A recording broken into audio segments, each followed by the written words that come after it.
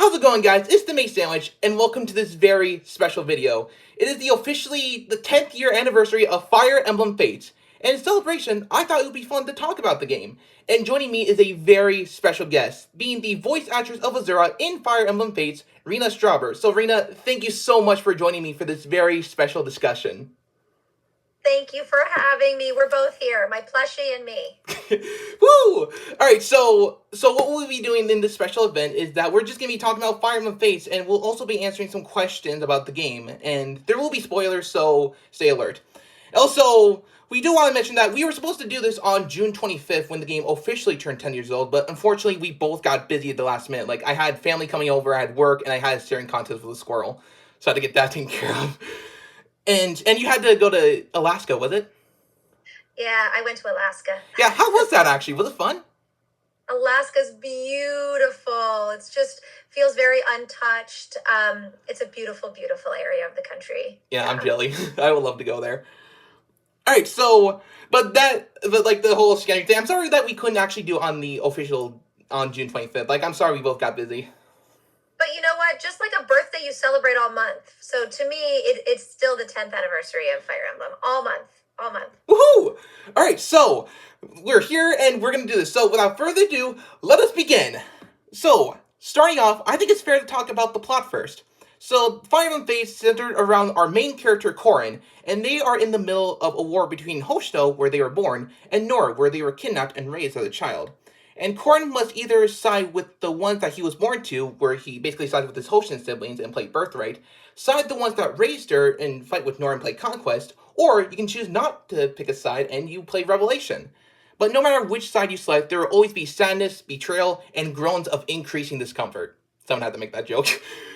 So yeah, that's basically the plot of Fates in a nutshell. And I think the story's alright. Like I'm not sure how...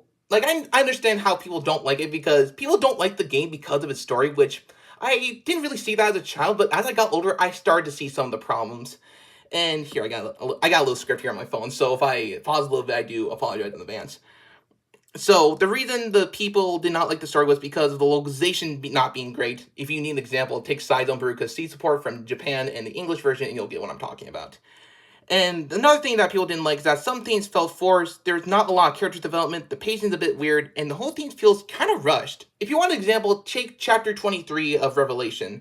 At the end of that chapter, Azura loses her mother, and then they just move on to the next chapter like it's nothing, which breaks my heart, because you expect there to be a scene of Azura grieving her mother's death, but they just move on, like, and she's perfectly fine, which kind of breaks my heart, because Azura's my favorite character in the game, so it does hurt me a little bit that they didn't have anything like that. But I mean, I've seen some family scripts online which do say some stuff like that. Like, I know there is someone on Reddit, I think it was, named BattleBeats, and a YouTuber named NaxHP brought that script of Azura's grieving her mother's death, and it looked like an actual cutscene from the game, and when I saw that, I got goosebumps.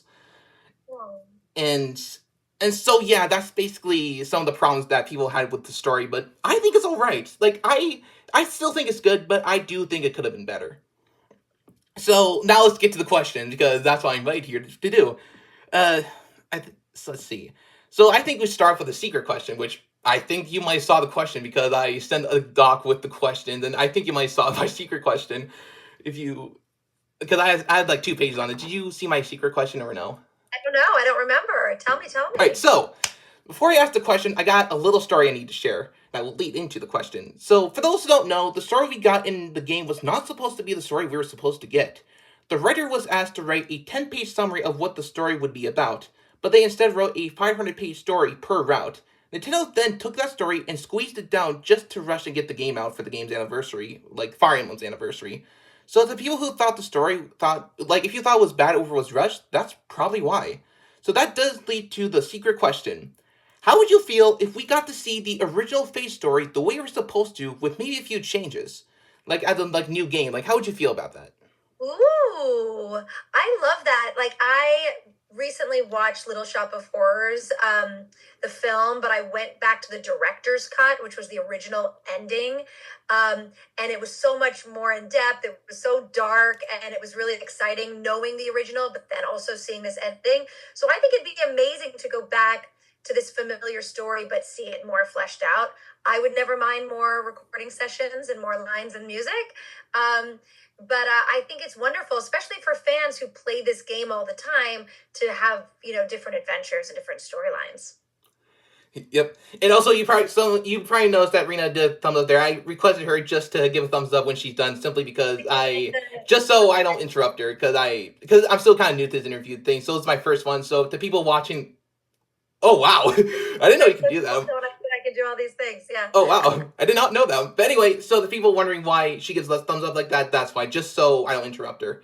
So anyway, to answer that question, I think it would be pretty cool. Whether it's like a brand new story or the original story was supposed to get, I would love to see that. And this is just my opinion, but I think the perfect way we could see that is a Fire Emblem Warriors game, because look at Three Houses. That got a Warrior spinoff with Three Hopes, and that did some stuff the original game didn't do, and even introduced characters who were only seen or only heard of, but we get to see them for the first time, like Hilda's brother Holst.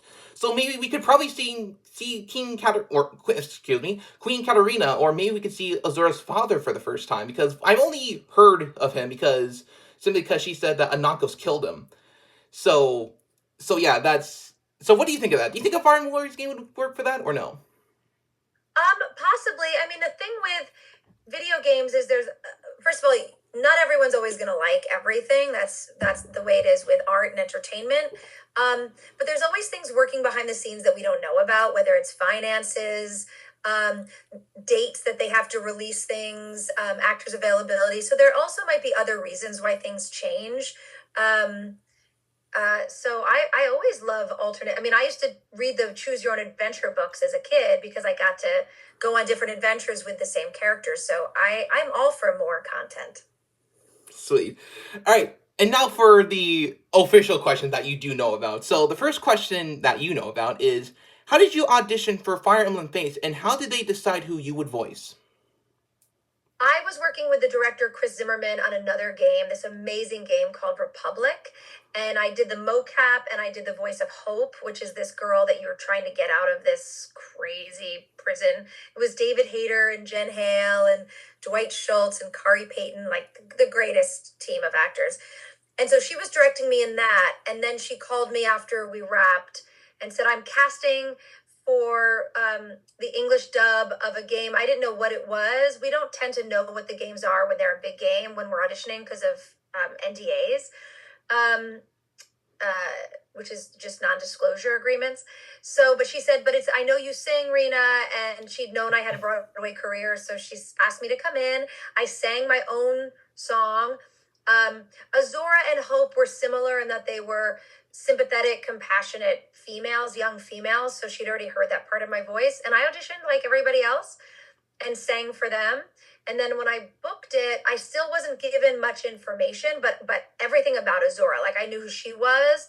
And then I went in and helped them figure out the localization of Lost in Thoughts. Because when I got it, the words didn't match up completely with the music. So we worked together in the session and making it flow a little better. It's very hard to translate from Japanese into English in music. Words is different.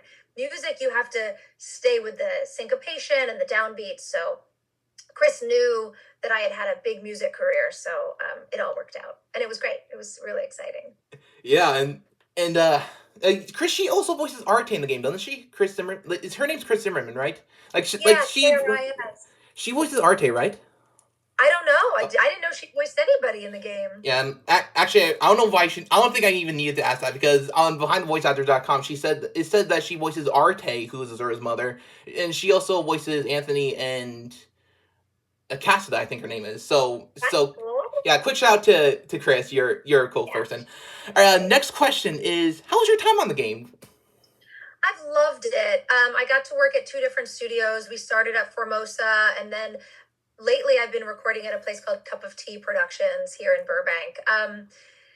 I love it. Every time the Nintendo guys used to come down before COVID. They would come down from, I think they're in Seattle, or I forget where. They're up in north somewhere. And I liked having them in the room because they knew everything, and so I'd be able to talk to them about story. And And then after COVID, everything was remote. And the last few sessions I've had, they weren't there; they were on Zoom. But I love it. It's like returning to like see a camp friend I haven't seen in years. You know, they play me old clips to make sure I have the voice in my head. Um, but I feel really lucky. I always feel lucky when they call and say we've got Azura coming up, and I'm like, yeah. So it's literally like returning home. Okay, I just want to make sure this next question is, what was it like to work on a Nintendo game? Because Nintendo always made like these classics like Super Mario, The Legend of Zelda, Metroid, and for you to be part of an official Nintendo game, how does it feel?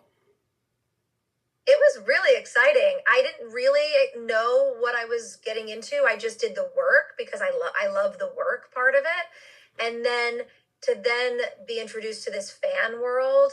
That's been the best part. I mean, I like working and I like recording, but meeting fans, getting letters from kids who were going through hard times and Lost in Thoughts really helped them. Knowing that during COVID, they had these characters in these games when everyone was sort of locked away was really meaningful to me. Um, and yeah, I've loved it. I mean, I keep telling Nintendo, they keep doing these Zelda concerts, and I'm like, do a Fire Emblem concert. Let me go sing live. That's what I do. So they haven't bit on that, but it's really cool. I'm very grateful. I love it. All right, this next question, I think you kind of answered this one when I asked how'd you audition, but you might have answered this one, but I'll still ask anyway. What was it like to sing Lost in Thoughts all alone? I mean, it was challenging in a good way, because, like I said, the way they translated it just to English didn't work in the music, and some of it still doesn't work in my head because of where the the syllables, like the emphasis goes on the wrong syllable.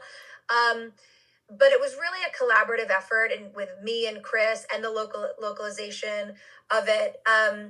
So it was a challenge, but then I loved the final result. I prefer the Nora version. I love singing the Nora version. I was always bummed that Nintendo didn't release it as an MP3. I know people ask me about that all the time, and I'm like, I have no ownership over it. It was weird. I was telling my boyfriend today that when it came out, the covers started to come out. People were already covering it, and I was like, I've never had a cover of something I did. So it was pretty cool. It was pretty cool, and I still love singing it. Like when I was asked at a 10-year anniversary thing to just sing the Nora version again, and I was like, oh my god, I haven't sung this in so long, and but it was pretty cool. I'm a musician, so I prefer to be singing behind a mic, and I love that about it.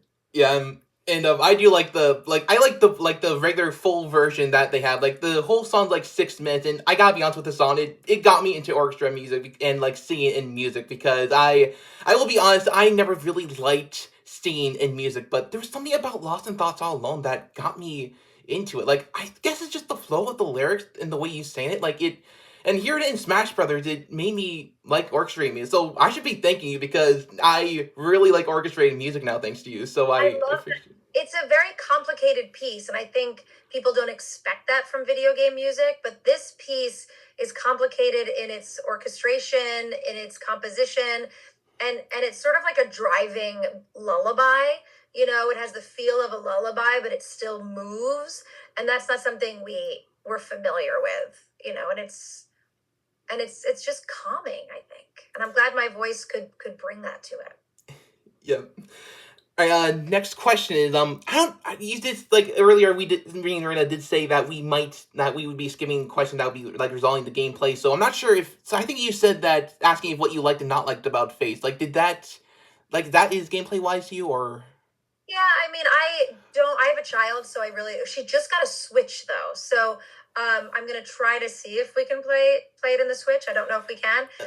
Um, but I mean, my complaint would always be that there's not enough Azura. But I do watch the playthroughs though on YouTube. Like I'll watch other people play, but I don't know much about it just because I don't have enough time. Yeah, hey, that's okay. There's nothing wrong with that. And I guess and I know some people in the comments are gonna ask what I liked about it. And I already mentioned some of the problems I had with the story. And there's a few missed opportunities I didn't really like, and like Ryoma and Scarlet, for example, like they are two characters who had chemistry, but yeah, they can't support each other in the game, which surprised me because they seem like the perfect couple.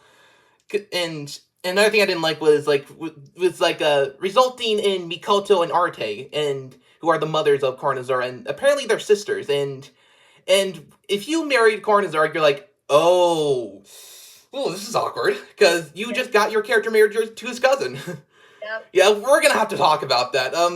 Another problem people didn't really like about the game was that it has incest, as it's called, where like the game allows you to like marry your siblings from your born side, and the ones that raised you, and their kids, and with Azura being Korrin's cousin, it kind of makes it a little awkward. But in my opinion, I ignore it, if you want me to be honest, because if you just ignore the line where Mikoto said that she and Arte are sisters, if you ignore that line, you don't really, nothing changes, to be honest. So I'm just one of those people who pretend that cousin thing never happened and sees them as a married couple. So this is just my opinion, and nobody needs to agree with me.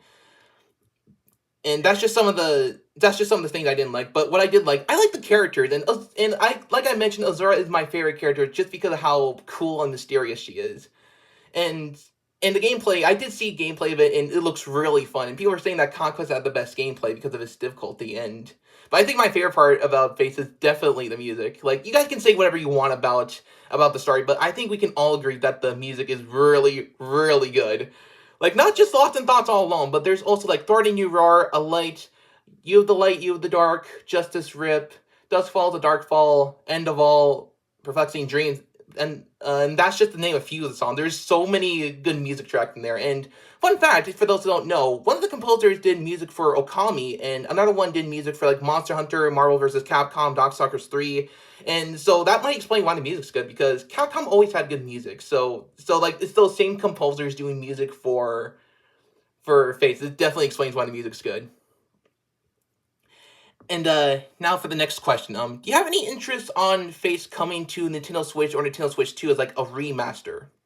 I mean, as I literally, my daughter just got a Switch the other day, and we just set it up, and I beat her in Mario Kart last night. I grew up playing Atari, so this is all new to me. But I would love it to come to the Switch because then she can play it, and then she'll think I'm cool. So Come on, you're cool. You're cool. And but I would love to see a port for the Switch and Switch 2, or just Switch 2, like whatever works. And I would like to see some new additions, like full voice acting. Though it would be hard to get everybody back to it, because I know the Japanese voice for Gunter passed away before the game launched, and I think Iago's voice actor is retired now, so they'll have to replace them. And I know there's some issues with like some non-union stuff, and I know some of the voice actors got replaced in like Heroes, but so yeah, that might be a little hard to get everybody back. But I do think it'd be cool to see a remaster for like the Switch 2, like with like a bunch of new options. Like I already mentioned how I want there to be some more support and full voice acting, but maybe it's got like a new game plus option and maybe some cut content, because in the Japanese version of the game, there's this DLC called the Festival of Bonds, and it never got released outside Japan. And I think it'd be cool to see that in like fully localized. Like it'd be pretty cool to see that. tell Nintendo, I'd love the work. Yep. And now we'll take a break from questions, and I think we'll talk about characters for a little bit. So I guess we'll talk about Azura first, because that's the character you voice, and if you knew her backstory, I think people would really like Azura, because I did hear that some people don't really like her, which surprises me, because if you knew her backstory, I think you would know more about her, and then you might actually like her, because Azura had like a really, really tough life, from losing her father to a non-cos, and her mother, like she and her mother were forced to flee the Nor, and her mother married King Garen, and she was and they were mistreated because they still couldn't go over Queen Katarina's death. So Azura was mistreated, and then on top of all that, her mother died, and so she had to suffer in silence for a long time. And then when Korra was kidnapped, Hoshin Ninja kidnapped Azura, and Azura was given. I mean, even though she went to Hoshino and lived a happy life, she felt like she didn't deserve it because she took it from Korin. And it really breaks my heart seeing Azura suffer, because, like I said, she's my favorite character, and she is. It makes me a little emotional just talking about it. But our next character. Actually, let me ask. What do you think about Azura? Do you like her, or? I liked the moment that I was told this character uses her voice as her power. and the reason she sings is her power and her way of communicating. So that I was sold on that. I've always found her to be vulnerable, to be honest, to be strong when she needs to be, and sympathetic and empathetic. So I think that anyone who's built on music, I like. Nice. And our next character is, I guess we'll talk about Corrin because they're the main character, and so Corrin, you can choose to play it the male or female version, but for me, I personally see the male Corrin as the main one just because I think he fits the Fate story more than the female one. And I actually do want to share that I actually met Marcella Lynch Pope, who voices the female Corrin, a few years ago because I took a voice acting class from her. It was really cool, and she was really cool. So yeah. Next up, hey, actually, we do need to talk about Corrin before I say next up. So Corrin, people really don't like Corrin, which I actually was surprised to see that because I like Corrin, and they're like a pretty cool character, and their voice actors all do a really good job voicing the character, and like Corrin's ability to turn into a dragon is like really cool, and though I did see some people say that they kind of wish that Corrin's ability to turn into a dragon wouldn't affect the plot more, which I do agree. I kind of wish Corrin's dragon blood would affect the plot more. So that's probably my only criticism, and I do think their design's pretty cool. Though if I could change one thing, I would change the hair color to black because white hair, even though it looks cool on Corrin, I feel like Corrin should have a matching hair color that matches either his father or his mother. And I do think black hair looks cooler on Corrin, and this just my opinion though. What do you think about Corrin? Do you like him or? I don't play the game. I love Matt Mercer. Isn't that Matt Mercer's character? No, he's Ryoma, Azama, and Shigure. That's Cam Clark is the youthful, mature voices, while Yuri Lowenthal does the neutral. Oh, Yuri, I love Yuri. Yeah, he's really cool. I actually own his voice acting book because I would love to get into the voice acting business, which we'll talk more on that later. And Marcella Lynch Pope, she does a really good job at the neutral voice. She voiced her like in the later games, and she does a really she does a really good job. And yeah, so people don't like Corrin because of some of the choices they make, and I kind of get it, but people do like them in Warriors because it gave them more personality, and they're a good supporting character.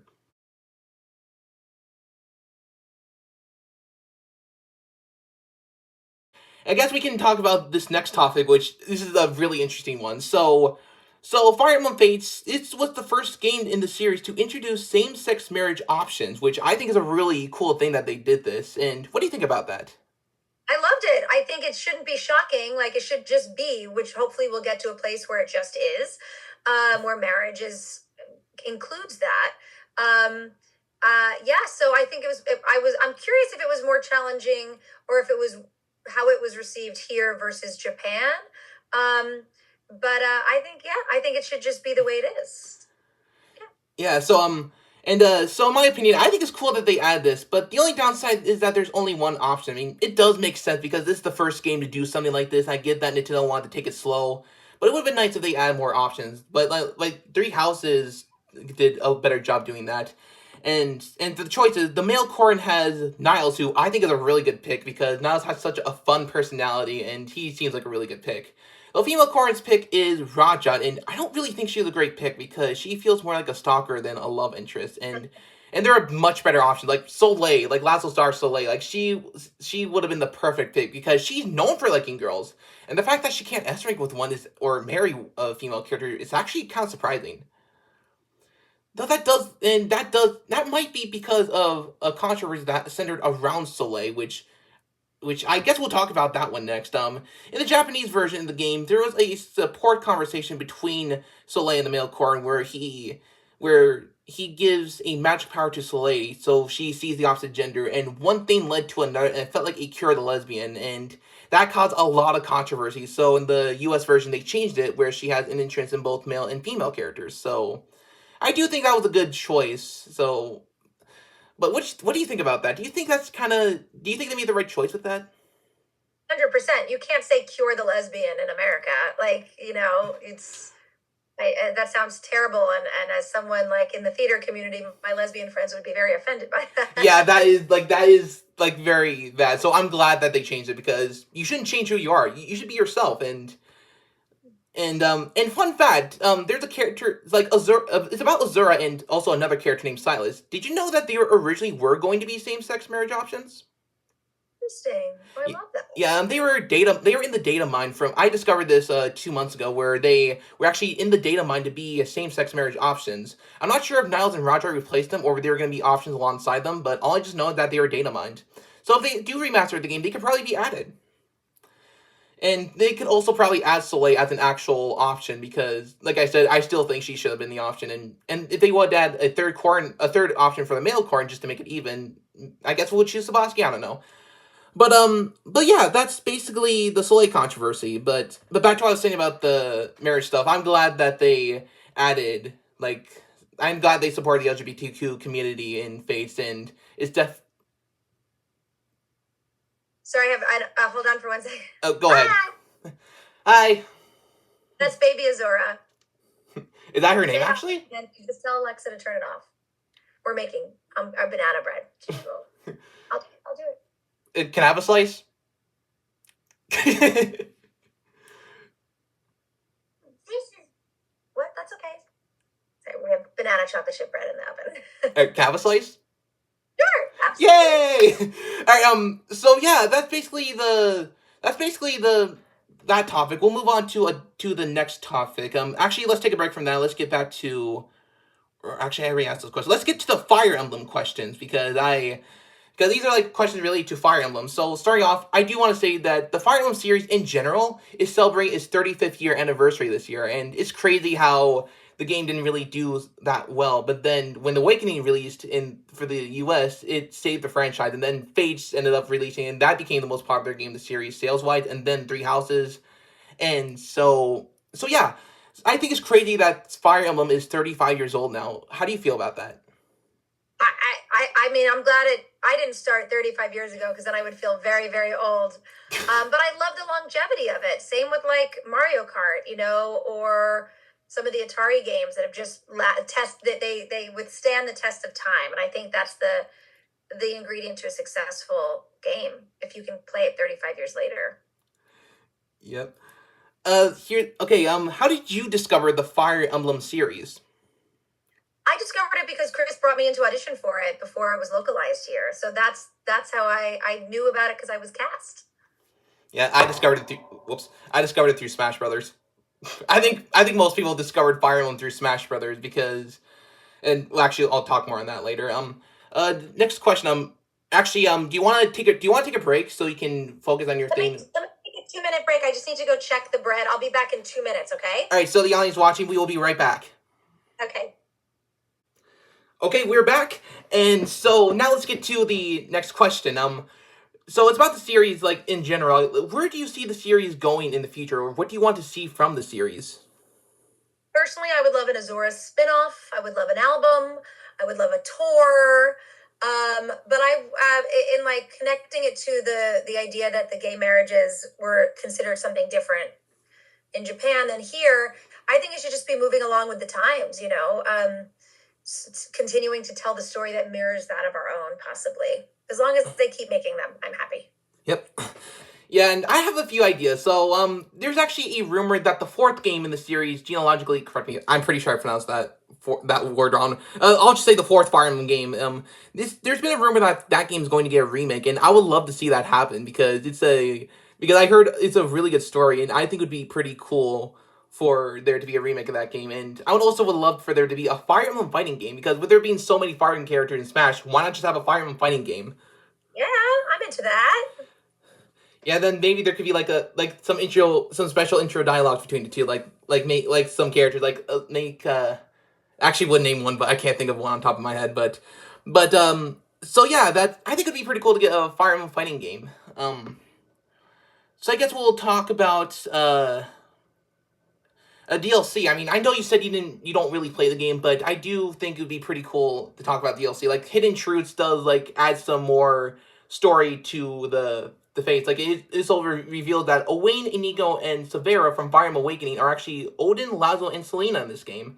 And it also shows off Ananko's origin story and how he's actually the real father of Corrin, and Lilith is also his daughter, which would make her Corrin's sister, which it does add some more characters to them, but it does lead to this opportunity of Lilith being playable. Because I think it would have been cool if she was playable, and if she did reveal that she was Anankus's daughter. Like, I really wish they could have added some more to that, but there's nothing I can do about it. But Heirs of Fate, this is also a really good one because I heard a lot of people saying that the Heirs of Fate, the Heirs of Fate DLC is what people consider the best part of the game because of the fun gameplay of that and how it gives the Gen 2 characters more personality, especially Shigure. Like, Shigure is a really cool character, and Matthew Mercer does a really awesome job as Shigure, and when I heard his singing voice, I was like, oh my gosh, I could just listen to his singing voice for hours, and you too, of course, Rena, and so yeah, I really loved the Heirs of Fate DLC. Like, I saw the story online, and I really do like it, and it definitely does give more personality to the kid characters, as people said, and yeah, so that's all I can really say about that. Next up, I guess we could talk about how Fates affected other games. So starting off with Smash Brothers, Corrin was added to Super Smash Brothers for 3DS and Wii U to promote Face in the US, which I'm actually glad they did that because if they never added Corrin to Smash Brothers, I don't think I would have been as obsessed with Face as I was now, and we wouldn't even be doing this discussion right now. So I'm glad that they added Corrin to Smash Brothers. But how did you feel with Corrin being added to Smash Bros? Do you think it was cool? Sure, I love crossovers. I think crossovers are a lot of fun. It gives people something to look for.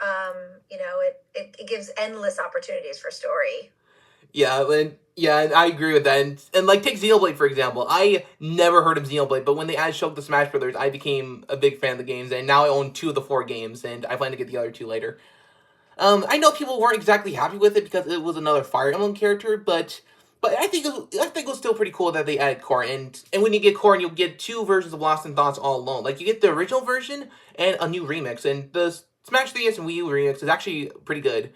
But there was a problem with the face version, like the original version. They shortened it. Like the full song is like 6 minutes, and they shortened it to like under 3 minutes. So when I found out there was a full version, I was like, why couldn't they just put the full version in? Because the full version is really really good. Um, so yeah, that's basically what they did. And okay, here's the next question, which is also related to Smash Brothers. I would love to see Azura playable in the next Smash Brothers because she would be like a really unique character, and I think it'd be cool to have a Fire Emblem character that doesn't use a sword. But how would you feel if they were to add Azura to Smash Brothers? I love it. I want to cross over. I want to be a Mario Kart. I want to be a choice to ride through the things. I think when you come upon a character that touches people, and people are affected by it, and she adds, and she's not making people feel bad or like, I mean, villains have a place for sure, but Azura, I feel like is universal enough, and who she is universal enough that she would work. I think she would be liked across the worlds. Yeah, and I think she'd be a cool audition. Like I was thinking, she could be like a more than just a lamp user. She can attack with water attacks, the power from her pendant, and just some other stuff. Like she'd be a really cool addition, in my opinions. And I would rather have Azura instead of Aaliyah from Engage. Tell Nintendo, tag Nintendo, tweet Nintendo, do all the things you do. Yep, I'll try that. Next up, Heroes. Heroes also like you did voice work for Heroes as well, and they basically added almost a lot of the Fates characters. Though there's some that are missing, like Shura, Scarlet, Hisame, just to name a few, and I know there's some missing. I know that you did some like other voices for like or like not other voices, but like you still voiced Azura, but you also did like other versions of her, like one in her Nor outfit, one where we get to see her as a child for the first time, like in her child outfit, like do you like which did you see some of those outfits that Azura wears in the game? They wouldn't show it. I don't know if they had them. Oh no, they showed them to me when I recorded. I remember recording her as a little girl and having such a good time. She's already innocent, but I loved finding her higher pitch sound and her even deeper innocence. There was like a New Year's or Christmas scene I remember. It was just like super duper fun. It's fun to just move them around so they're not static. But yeah, they did show me some of the outfits they showed me. I was like, she needs pants. Like someone needs to get this girl some clothing. Um, but yeah, I love the swath of ages that she represents and places in her life for sure. I agree. And next up is Fire Emblem Warriors. They had a few face characters in Warriors, which includes Corrin and all the royals, and Azura, Niles, and Nabora were later added in as DLC. And I thought that that Warriors did a good job representing some of these characters and a little bit better. And even though Azura was DLC, it was at least she was still in the game because she did like she was really cool. Like I kind of wish she was part of the main story though. Like if she wielded one of the Gleam Stones instead of Rio and Xander, then I think it would have been better. Though I know you probably don't know what I'm talking about, but Oh. that's okay. But I do think that she and I could have wielded a Gleam Stone instead of Rio and Xander. But this is just my opinion. Um, and and how'd you feel about and what was like the film Azura's line in Warriors? Like, did you like that? Because I did notice that your voice sounded a bit different in Fates and Warriors. Like in Fates, it sounded like a little high pitched. I think it was a little more lower pitched in Warriors. This is how I heard it. But what was it like filming Warriors lines? I think they might have aged her. They might have had me, playing her a little more somber or serious, but I don't remember what the direction was. They always play me my lines, so I'm matching that pitch. But if the director's giving me like, "Hey, she's more somber," or there was a few where she was stronger and she was really finding her strength. So that might have been what you heard, but I don't remember. I don't remember which lines went where. Yeah, because I know that you did like very few lines. Like when you did I know when you did face the voice work for face, like you said the sentences when you needed to, like kill me if you want, but do it as yourself, like that. But you didn't really hear like we didn't get to hear much of your vocal performance because you only did like because in the when the characters talk they just go like blah blah and stuff like that. So I'm glad that they allowed you to do the show off your full voice for Warriors. And I guess the last thing we can talk about on the how it fates affected other games is with Engaged because Alir uses rings to power themselves up, and they added Corrin as a ring, though her eyes are the wrong color. And Camilla was later a special ring that Alir could use as DLC, so that was pretty cool. What else could we talk about? I think that's I think that's it actually. We got two more questions. So here's the first of those last two questions. The first one is about voice acting in general, and I know there's some people out there who would love to get into the voice acting business. Myself, like I would love to get into the voice acting business. I know other people out there would love to get into it as well. Do you have any advice for people who want to get into the voice acting business? It has really shifted. I started doing video games in 2001. I think I did a game called Delta Force. And so I've seen it really change over time. There used to be so much work, and there used to really be communities of voice actors. Um, since COVID, you have to be able to record at home, which is helpful. But also, I don't know if you know, but we just went on a massive strike against video games. So all the SAG actors weren't doing video games. We're slowly coming out of that. I know we resolved that strike, but people aren't making as much in the States. They're recording other countries. There's AI. There's just other things that are working against us. I don't think it's a thriving career anymore that it used to be. But for those of you who want to get into it, I like to take the word voice off of the acting, because acting is acting. Whether there's a mic in front of you or you're on stage or you're in front of a camera, you need to be able to tell the story honestly. You need to be able to be genuine. And even like why I liked working with Chris Zimmerman is she would always call me out on acting into the mic. And she's like, nope, you've got to put the world out there, or you're faking it. You're not really upset. I need you to be really upset.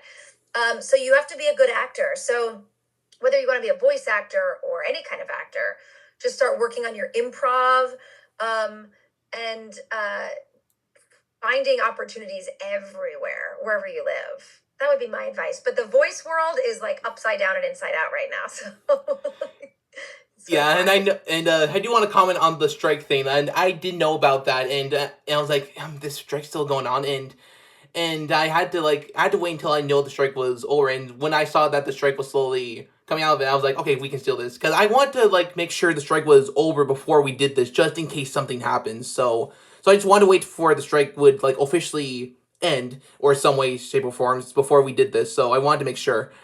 Um, and I do agree with the AI thing. I am afraid about AI. Like there's nothing really good to come out of AI. Like the only good thing to come out of AI voice is just these funny videos of U.S. presidents playing Five Nights at Freddy's. A little joke there, but still, I don't. I really hope they can not use AI for voices because you know there's just no emotion in them. Yeah, I watched this video that the New York Times put out like 6 months ago with, I think it was Hank Azaria was doing all of his voices from The Simpsons, and then they asked AI to copy them, and they were terrible, and they had no life and like lifeblood. And I was like, see, they're not good enough yet. So as long as it's about the fans, as long as the fans maintain their standards and refuse to play games that you can hear a computer voice, then that's really helpful. I don't think the fans realize just how important they are in terms of the future. It's not just the actors, you know. There's always going to be an actor who's fine with being dubbed with an AI, but it's the fans that need to speak out and say we don't want that. We want Matt Mercer. We want Rena Strober. Like we want our actors. So please. Yeah. Okay. We have our final question. It's actually not really a question; it's more of a request. Could you think a little bit of Lost in Thoughts all alone for me, please? Just up to the path is yours to climb part, like the original version, like just like up to the path is the yours to climb part. Can I ask you to do that, please? Yeah, let's see if I remember it. I know the Nor one, but let's see. Yeah, it's like you are the ocean's great waves, destined to seek life beyond the shore, just out of reach. Yeah, the waters never change, flowing like time. The path is yours to climb. Like that, kind of like that, but it's a little slower. Okay, I think I can go on. Let's see. You are the ocean's gray waves, destined to seek life beyond the shores, just out of reach. Yet the waters ever something Change. change, flowing like time, lost in thoughts, all alone. In the white lights, right? I Yep. had reached this through a double. See, this is where it gets weird. A double-edged sword, cut Double edged sword, blade. breaking dreams fade away, erasing under death. Yeah, that was yes. Sorry, I did say I was gonna fangirl a little bit, but you did an amazing job. Thank you. Oh, thank you. Wait, I do prefer the Nor one. I do prefer the Nor one. When that guy's on the toilet, I always say, I'm like, why is that guy in the toilet while I'm singing? And that goes, doesn't that start? Embrace the dark, you call a home. Wait, let me put my better sound on. Yep. Embrace the dark, you call a home. Gaze upon an empty white throne, a legacy of lies, a familiar disguise. Right? Sing me a song of conquest and fates. The best, la la la, and then he's like, and I'm like, shh, I'm singing here. Yeah, yeah. You should probably call Travis Willingham. Make sure he's okay. Oh right. But yeah. Garen was for those that don't actually get the groans, it's because Garen is like he's beset, and Azura song was supposed to lift the curse that he has, but didn't work. So yeah, you did an amazing job singing, Rena. Thank you for thank you for saying that. It sounds so much better live than in than in the than in like you do here online. It sounds good, but hearing it live is much better. Oh, And I think that just about does it for our discussion. Rena, don't go anywhere yet because I still need to talk to you when we're done recording. So I do want to end this off by saying thank you so much for watching our very special discussion. I don't usually do something like this, but I want to try something different. And I had this idea like back in January, but I knew due to some events that happened in January, I decided to wait until I know it was a good time to talk about it. So that's why I wait until March to send you the email. thank you. Yeah, so this was definitely fun for me, and will I do something like this again in the future? I don't know. I would love to do something like this again for the future, and like I said, but again, like I said, thank you guys so much for watching, and a huge thank you to you, Rena, for joining me for this very special discussion. Thank you. And let me just say to all your fans and all the fans of Nintendo and this whole series, I mean it when I say how important the fans are. We go in and do our job, but you're the ones that keep these games alive and keep these characters alive. So keep doing that. Stay vocal. Request Azura. And yeah, just keep playing and keep putting good out into the world. Yep. And like I said, that's about does it. Thank you guys so much for watching. And until next time, catch you later. Bye. Bye.